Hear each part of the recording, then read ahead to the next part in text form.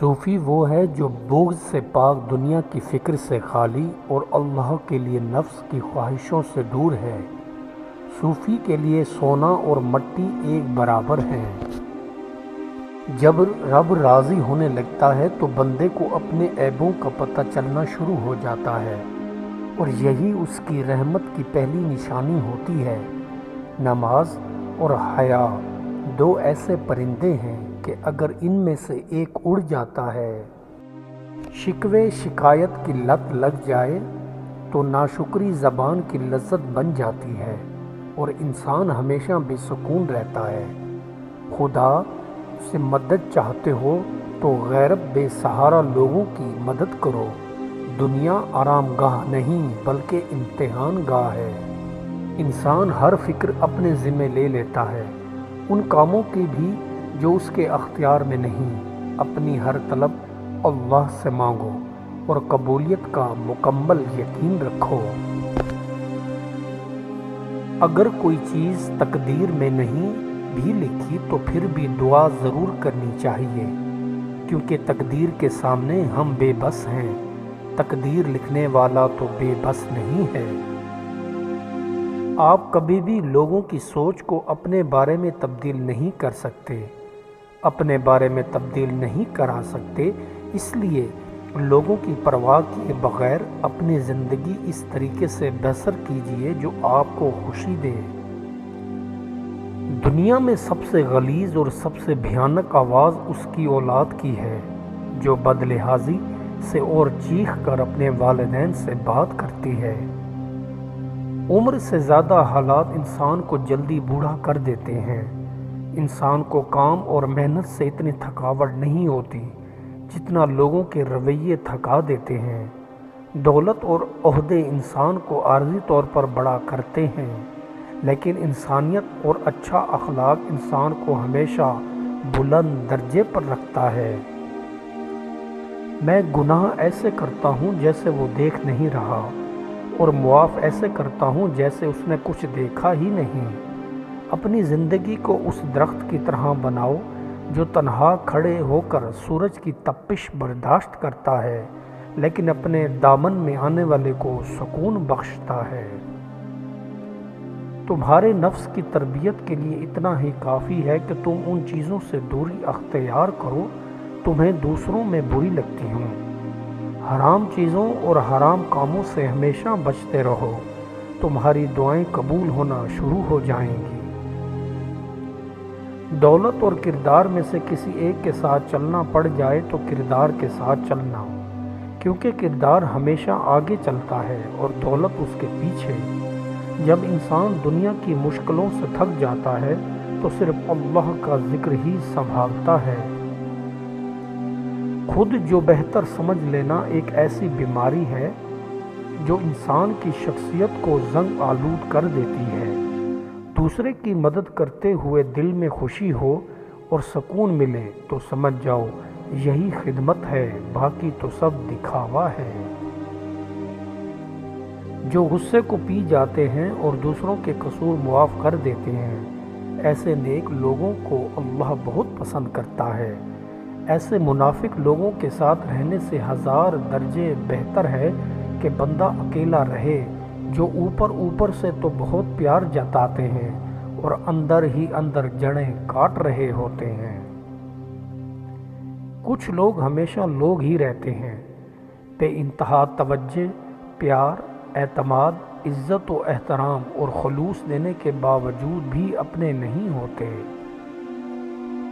مشکل وقت آ جائے تو کسی کا احسان نہ لو، کیونکہ مشکل وقت 4 دن کا اور احسان زندگی بھر کا ہوتا ہے۔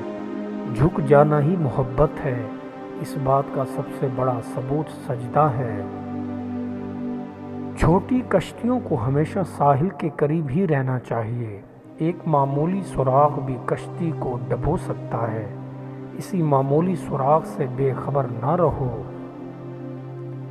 محبت کا یہ تقاضا ہے کہ دوسرے کے عمل سے بے نیاز ہو جاؤ اور محبت کرتے جاؤ۔ اتنا علم حاصل کرو جس سے آپ کا کوئی عمل ٹھیک ہو جائے، یہ کافی ہے۔ جب تم ہر کام کو حق اور سچ سے پورا کرو گے تو لوگ تم پر ہنسیں گے، لیکن اس ہنسی سے گھبرانا مت، یہ تمہیں اپنے اصل مقصد اور مقام تک لے جائے گی۔ ایک وقت میں صرف ایک کام کرنے میں ہی بھلائی ہوتی ہے، ایک وقت میں دو کام کرنے میں دونوں کام بگڑ جاتے ہیں۔ انسان دراصل علم نہیں، یقین چاہتا ہے۔ مذہب عام حقائق کا وہ نظام ہے جسے اگر خلوص سے مانا اور جیسا اس کا حق ہے سمجھ لیا جائے تو اس سے سیرت اور کردار بدل جاتے ہیں۔ اچھی مائیں اپنا عروسی جوڑا اپنی بچیوں کے لیے سنبھال رکھتی ہیں۔ کاش حاکموں کے اذہان پر فکر مادر کی حکمرانی ہوتی، ان کی اپنی توانائی کی نہیں۔ وقت روئی کے گالوں کی مانند ہے، اسے عقل و حکمت کے چرغے میں کاٹ کر اس کے قیمتی بار چاند بنا لو، ورنہ جہالت کی آندھیاں اڑ کر کہیں کا کہیں پھینک دیں گی۔ بڑا آدمی آسمان سے گرنے والی بجلی کی طرح ہوتا ہے، عام آدمی تو ایندھن ہوتا ہے جو اس بجلی کے انتظار میں رہتا ہے تاکہ اس کی بدولت وہ بھی آگ پکڑے۔ دوست کی کبھی بھی تضحیک نہ کرو، یہاں تک کہ ہنسی مذاق میں بھی۔ دوست دنیا کی بڑی نعمت ہوتے ہیں، لیکن یہاں یہ ضروری ہے کہ دوست سچا ہونا چاہیے۔ جب کسی کے ساتھ دیر تک صحبت اور ہم نشینی قائم رہتی ہے تو اس کی عزت و حرمت کا پاس زیادہ ہو جاتا ہے۔ کسی کی صحبت میں بیٹھنا اس کے آزمانے کے لیے کافی ہے۔ ذہانت و فطانت طبقہ امراء میں نہیں بلکہ جھونپڑوں میں بود و باش رکھنے والوں کا حصہ اور خاصہ ہوتی ہے۔ نیک عورت مرد کے لیے سب سے آخری مرتبہ ہے۔ امن تک صرف اچھے ارادوں والے لوگوں کی مدد سے ہی پہنچا جا سکتا ہے۔ وحشی درندے بھی اس کو تفریح تباہ کے لیے ہلاک نہیں کرتے۔ صرف انسان ہی وہ جاندار ہے جو انسانوں کو تکلیف اور موت سے لطف اندوز ہوتا ہے۔ کسی کے حق پر قبضہ کرنے کے بعد دل سے خوف اور اندیشہ کا نکالنا ناممکن ہے۔ اندیشہ انسان کے عروج کی راہ میں بے بس کر دینے والی رکاوٹ ہے۔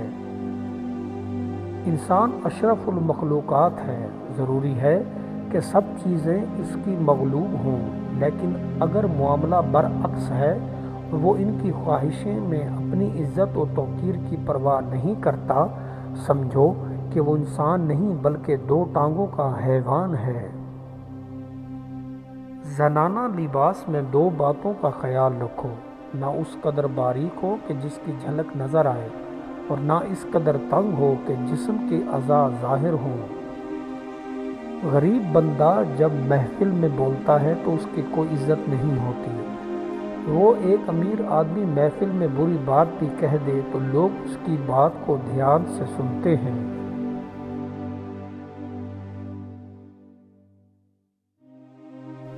بری باتیں اور بری کہانیاں سننے اور سنانے سے بہتر ہے کہ بندہ خاموش رہے، اور غلط باتیں جاننے سے بہتر ہے کہ انسان کچھ نہ جانے۔